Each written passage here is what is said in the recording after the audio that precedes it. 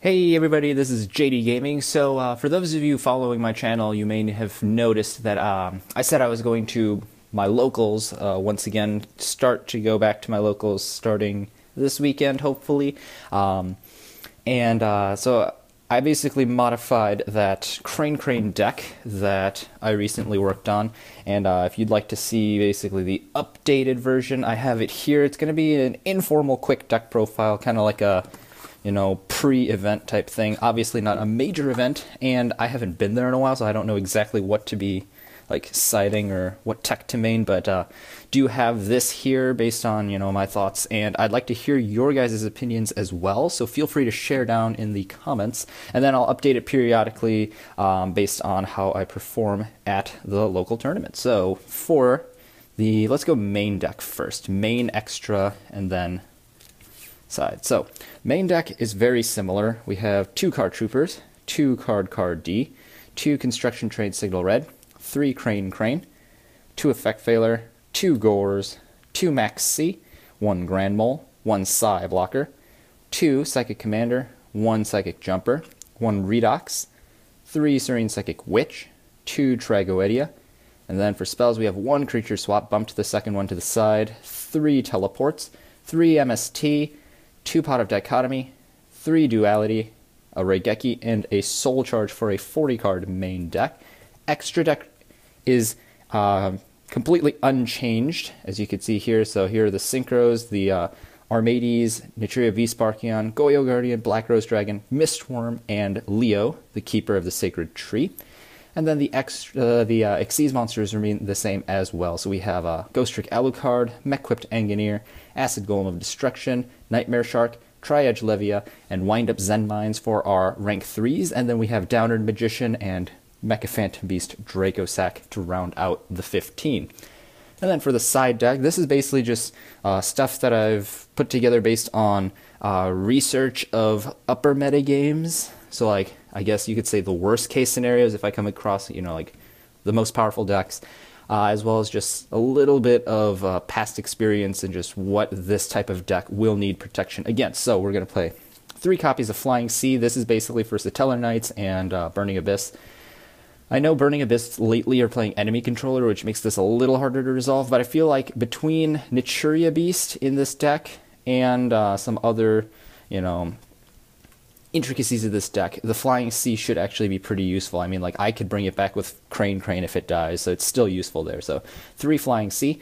The second creature swap, just to get around, like, Burning Abyss, they get pretty screwed over if I end up sending over any non-Burning Abyss monster, which is anything. Take annoying things like Leo or a Bujin monster. There are a lot of uses for this, and with hand traps and recruiters, it's a very nice choice. Snatch Steal, and I guess with creature swap, this is basically if my opponent starts using like Majesty's Fiend or Vanity's Fiend, try to take those away from them and use it against them. Main reason I'm not using Snatch Steal in this deck, once again, is because with this extra deck's incomplete spread of synchro levels, I don't feel like I can effectively use every monster I would take, so I prefer to use like the creature swap in the main, because it synergizes well with the deck and basically always works. So it's definitely still there in the side, because it is very powerful. 2 light imprisoning mirrors, so like Satellar Knights. I'm especially worried about random rogue strategies that might play like double honest, so like if you think of Noble Knights or something. So want to have 2 of those just in case. 3 Royal Decree since I run no back row, and I'll touch on continuous traps in just a second, but 3 Royal Decree to shut down back row. We have 2 Shadow Imprisoning Mirror for like Burning Abyss and Shaddols and all that. And then to wrap it all up, 3 Solemn Scolding. This is basically if I have a game-winning position, whether it's one of those Floodgates or Nitria Beast with it or something. The Solemn Scolding basically makes it so that my opponent's 1 out is completely null and void, so that is the intention there. Plus it's one of the most versatile cards I could think of for the side deck, because it literally stops anything on a preventative basis, so that's that. And a quick note on why I'm playing so many trap cards in this side deck. It's basically to play a mind game with the opponent. If you look here, I am playing 7 continuous traps here, plus 3 more counter traps, so that's 10 traps in this side deck here.